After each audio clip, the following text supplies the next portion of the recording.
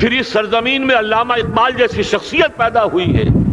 یہ ساری چیزیں جو ہے یہ در حقیقت اشارہ کر رہی ہیں کہ یہ ملک مشیت ایزدی کے کسی طویل سلسلے کی ایک کڑی ہے. اور وہ سامنے آ گیا تھا کہ سن 47 میں یہ قائم ہوا ہے، اور پورے 9 مہینے بعد 14 اگست اور 13 مئی، 14 اگست سن 47 اور 13 مئی سن 48، پورے 9 مہینے بعد اسرائیل عالم وجود میں آ گیا. اللہ تعالیٰ نے اس عالمی بیماری، اس کے لیے جو علاج ہے وہ پہلے پیدا کیا ہے. جیسے کہ حدیث میں آتا ہے ما انزل اللہ من دائن الا انزل لہ دوان.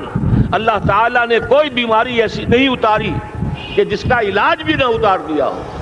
اور جیسے کہ ماں کی چھاتیوں میں بچے کی ولادت سے پہلے دودھ پیدا ہو جاتا ہے، اس کی غذا کا بندوبست پہلے ہو جاتا ہے، اسی طریقے سے اسرائیل کا جو فتنہ اٹھنے والا تھا اس کی سرکوبی کے لیے پاکستان وجود میں آیا ہے. اور آج وہ مرحلہ آ گیا ہے تاریخ کا ایک عظیم موڑ. آپ دیکھیں گے کہ بڑی مشابہت پیدا ہو گئی ہے. ایک طرف بظاہر امریکہ کی مرضی کے خلاف اسرائیلی وزیر اعظم نیتن یاہو وہ بڑا ایک غرور کا اور بڑے تکبر کا مظاہرہ کر رہا ہے، اور وہ پورا پیس پروسیس جس پر نہ معلوم کتنا وقت صرف ہوا تھا، کتنی محنتیں ہوئی تھیں، کتنے راؤنڈز آف ٹاکس ہوئے تھے، کبھی واشنگٹن میں ہوئے ہیں، کبھی اوسلو طرز کا کوئی معاہدہ ہوا ہے، کبھی پھر اور اس کے بعد پیشی ہوئی تھی میڈرڈ کے اندر بھی، لیکن وہ سارا پیس پروسیس جو ہے اس کی دھجیاں کر رہا ہے. وہ وقت بالکل قریب نظر آ رہا ہے کہ یروشلم کے مسئلے پر وہاں بٹھی دہک اٹھے گی. اور احادیث نبویہ میں جو خبریں دی گئی ہیں کتاب الملاحم کی احادیث میں معلوم ہوتا ہے کہ اب اس کا آغاز ہونے والا ہے. نیتن یاہو کو امریکہ کے خلاف جانے کا اصل میں حوصلہ کیوں پڑ رہا ہے؟ اس لیے کہ اسے معلوم ہے کہ فرنگ کی رگیں جہاں پنجہ یہود میں ہے، چاہے کلنٹن ہو یا کلنٹن کا باپ ہو، یہودی لابی وہاں کی اتنی مضبوط ہے، کانگریس میں اور سینٹ میں ان کا اتنا اثر ہے کہ کوئی بھی وہاں شخص بڑے سے بڑا طاقتور اور بڑے سے بڑا اختیارات کا حامل اسرائیل کی مرضی کے خلاف نہیں جا سکتا. یہی معاملہ یہاں نظر آ رہا ہے. بظاہر تو ناراضگی کا اظہار ہوا ہے، لیکن یہ بات اب تو کھلتی چلی جا رہی ہے. حقیقت یہ ہے کہ یہود اور ہنود کا بڑا گہرا لنک قائم ہو چکا ہے، اور یہ بھٹیاں اب دونوں طرف دہکیں گی. میں اس سے پہلے بارہا کہہ چکا ہوں، ملت اسلامیہ تقریباً 150 کروڑ افراد پر مشتمل ہے، لیکن اس میں سے تقریباً 20 کروڑ عرب ہیں. ان کو اللہ نے خصوصی فضیلت دی تھی. یہ تھے کہ جن کی زبان میں قرآن نازل ہوا، خود محمد عربی صلی اللہ علیہ وسلم عرب تھے، انہیں جو فضیلت عطا کی تھی. لیکن بدقسمتی سے اس دور میں آ کر بھی انہوں نے آزادی حاصل کرنے کے بعد بھی اپنا قبلہ درست نہیں کیا. کسی نے ماسکو کی طرف رخ کیا، کسی نے واشنگٹن کا رخ کیا، اللہ اور اس کے رسول کی طرف رخ نہیں ہوا. واقعہ یہ ہے کہ مجرم ہیں. دوسرے بڑے مجرم 150 کروڑ میں سے 10% یہ 15 کروڑ مسلمان ہیں. حالیہ جو سینسس ہمارا ہوا ہے اس کے بعد اندازہ ہو رہا ہے کہ یہاں کی آبادی 15 کروڑ ہو چکی ہے. 10% امت مسلمہ کا مسلمانہ نے پاکستان ہے، اور یہ اس اعتبار سے کہ اسلام کے نام پر ملک بنا کر نصف صدی گزار چکے، لیکن یہاں پر اسلام کا بول بالا نہیں ہوا، کتاب و سنت کی بالا دستی کر اعلان نہیں ہوا. دستور میں ساری اسلامی دفعات موجود، لیکن اس کے ساتھ ہی ایسے خلا موجود، چور دروازے موجود کہ کوئی دفعہ بھی مؤثر نہیں ہے. یہ منافقت کا پلندہ لے کر ہم چل رہے ہیں اس دستور کو، اس دستور مملکت پاکستان کو. لہذا واقعہ یہ ہے کہ یہ بھٹی جو ہے اب ہماری آزمائش کے لیے آگ آد ابراہیم ہے، نمرود ہے. کیا کسی کو پھر کسی کا امتحان مقصود ہے؟ اسی لیے میں نے وہ آیت بھی آپ کو سنائی، وَلَنَّبْلُوَنَّكُمْ بِشَيْءٍ مِّنَ الْخَوْفِ وَالْجُوعِ. آج کی صورتحال پر غور کیجئے، کس درجے یہ الفاظ ہمارے جو ہیں وہ ثابت ہو رہے ہیں اور جس اپلائی ہو رہے ہیں. ایک خطرہ پیدا ہو چکا ہے. واقعہ یہ ہے کہ کوئی کرائسس ہو، کوئی خطرہ ہو، کوئی اندیشہ ہو تو قوم جاگ جایا کرتی ہے. اور اس کے بعد حقیقت یہ ہے اگر ہم نے جرأت کر لی، اور مجھے یقین ہے کہ ہو جائے گا، کچھ لیت و لال ہے، کچھ تاخیر ہے، حکومت کے کچھ اعلانات دو طرفہ سے بھی آ جاتے ہیں، لیکن مجھے یقین ہے یہ دھماکہ ہوگا، یہ مشیت ایزدی ہے، یہ شدنی امر ہے، یہ ہوگا۔ اور اس کے بعد یقیناً اس آیت مبارکہ کا دوسرا لفظ ہم پر منطبق ہوگا، وَلَنَبْلُوَنَّكُمْ بِشَيْءٍ مِّنَ الْخَوْفِ وَالْجُوعِ۔ یہاں دوسرا لفظ بھوک کا لفظ ہے، ہم پر سختیاں آئیں گی یقیناً۔ الکفر ملت واحدہ، پوری دنیا امریکہ کی زیر سرپرستی ہمارے خلاف کھڑی ہوگی، ہمارے اوپر پابندیاں لگیں گی، لیکن شاید ہمارے جذبہ ایمانی کو بیدار کرنے کے لیے اللہ تعالیٰ اسی کو ذریعہ بنا دے، اور پھر اس کے ذریعے سے پورے عالم اسلام میں عوامی سطح پر جو ہمدردی پیدا ہوگی پاکستان کے ساتھ، اس کے آثار شروع ہو گئے ہیں۔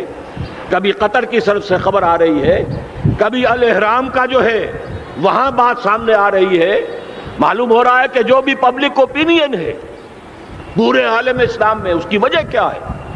میں نے اپنے پچھلے جمعے کے خطاب میں عرض کیا تھا کہ جیسے پاکستان سلطنت خداداد پاکستان ہے، ایسے ہی اس کی ایٹمی صلاحیت یہ بھی خداداد ہے، اللہ نے چھپر پھاڑ کر ہمیں دی ہے۔ ایسا نہیں تھا کہ ہم نے لیبارٹریاں بنائی ہوں، ہمارے سینکڑوں اور ہزاروں سائنسدان ریسرچ میں لگے ہوئے ہوں، نہیں، اچانک اللہ تعالیٰ کی طرف سے ہمیں ایک نعمت غیر مترقبہ عطا ہو گئی ڈاکٹر عبدالقدیر کی شکل میں۔ پھر نہ معلوم کس کس ذریعے سے اس پروگرام کو آگے بڑھانے کے لیے جن پرزوں کی ضرورت تھی، کس کس ذریعے سے وہ پرزے یہاں پہنچے ہیں۔ یہ بھی خالص خداداد صلاحیت ہے، اور اس کو سمجھ لینا چاہیے کہ یہ ہمارے لیے ایک فرض کفایہ کے درجے میں ہے پوری امت مسلمہ کی طرف سے۔ اس کی وجہ کیا ہے؟ پورے عالم اسلام میں کہیں اور یہ صلاحیت موجود نہیں۔ کچھ ایٹمی دانت نکلنے کا امکان پیدا ہوا تھا عراق میں، آپ کو معلوم ہے کئی سال پہلے اسرائیل کے جیٹس آئے اور اس کی ایٹمی تنصیبات کو تہس نہس کر کے چلے گئے۔ اس کے بعد جو کچھ ہوا ہے خلیج کی جنگ میں، اس کا اگلا پچھلا کھایا پیا سارا اگلوا دیا، اور اس کے لیے جو پابندیاں ہیں شدید سے شدید تر ابھی تک چلی آ رہی ہیں۔ تو اچھی طرح سمجھ لیجئے کہ پورے عالم اسلام میں صرف ایک پاکستان ہے، پوری دنیا میں صرف ایک ملک ہے جو اسلام کے نام پر بنا، پورے عالم اسلام میں صرف ایک ملک ہے جس کے پاس ایٹمی استعداد ہے۔ ان دونوں چیزوں کو سامنے رکھیے تو پھر مشیت ایزدی میں مختلف چیزیں جو اللہ تعالیٰ کی اس تدبیر کے اندر موجود ہے، اس کی کچھ نہ کچھ کڑیاں جو ہے ملتی نظر آتی ہیں۔ لہذا اگر یہ معاملہ اب ہو جاتا ہے تو یقیناً اگرچہ سختی آئے گی، وَلَنَبْلُوَنَّكُمْ بِشَيْءٍ مِّنَ الْخَوْفِ وَالْجُوعِ، لیکن ایک تو یہ کہ اس قوم کے اندر سے انشاءاللہ جذبہ ایمانی برآمد ہوگا، اس قوم کے اندر سے ایثار اور قربانی کے جذبات برآمد ہوں گے، پورے عالم اسلام کی اخلاقی سپورٹ اسے حاصل ہوگی۔ اور میں یہ سمجھتا ہوں کہ جیسے نوائے وقت نے بھی بہت اچھا کیا، کل یا پرسوں کے اپنے جو سر وقت پر وہ احادیث شائع کر دی ہیں، جن میں سے دوسری حدیث بڑی معنی خیز ہے۔ حضور نے فرمایا اصابتان احرزہم اللہ من النار، دو لشکر ایسے ہیں کہ جن کو اللہ تعالیٰ نے جہنم کی آگ سے چھٹکارے کا پروانہ دے دیا۔ وہ لشکر جو ہیں وہ جہنم کی آگ سے چھٹکارا پا گئے، احرزہم اللہ من النار۔ وہ دونوں لشکر کون سے ہوں گے؟ اصابت یغزو الہند، ایک وہ کہ جو ہندوستان پر حملہ آور ہوگا، اور دوسرا وہ جو حضرت مسیح علیہ السلام کے ساتھ جبکہ ان کا نزول ہوگا، اور اللہ تعالیٰ ایک مجدد، اس آخری دور کے مجدد کی حیثیت سے حضرت مہدی کو بھی ہمارے درمیان میں سے اٹھائے گا، اور پھر جو آخری فیصلہ کن جنگ ہوگی الملحمۃ العظمیٰ، اس کے لیے یہاں سے فوجیں جائیں گی ان کی مدد کے لیے۔ اب ان دونوں فوجوں کو ایک حدیث میں جمع کرنے سے اندازہ کر لیجئے کہ اس کا مطلب کیا ہے۔ یہ علاقہ پاکستان اور اس سے ملحق افغانستان، یہ علاقہ ہے کہ جو اسلام کا گہوارہ پہلے بنے گا، یہاں سے فوجیں جائیں گی، اور دائیں بھی اور بائیں بھی، مشرق میں بھی اور مغرب میں بھی، اور یہیں سے انشاءاللہ تعالی اسلام کا جو عالمی غلبے کا جو وعدہ ہے اللہ کا، کی خبر دی ہے محمد الرسول اللہ صلی اللہ علیہ وسلم نے، لا يبقى على الارض بیت وبر ولا مدر الا ادخلہ اللہ کلمۃ الاسلام، اس روئے ارضی پر کوئی گھر بچے گا نہ خیمہ بچے گا جس میں اللہ تعالیٰ کلمہ اسلام کو داخل نہ کر دے۔ وہ حدیث کے جس کے بارے میں فرمایا گیا، حضور نے ارشاد فرمایا، حضرت ثوبان سے روایت ہے کہ اللہ تعالیٰ نے میرے لیے ساری زمین کو سمیٹ دیا۔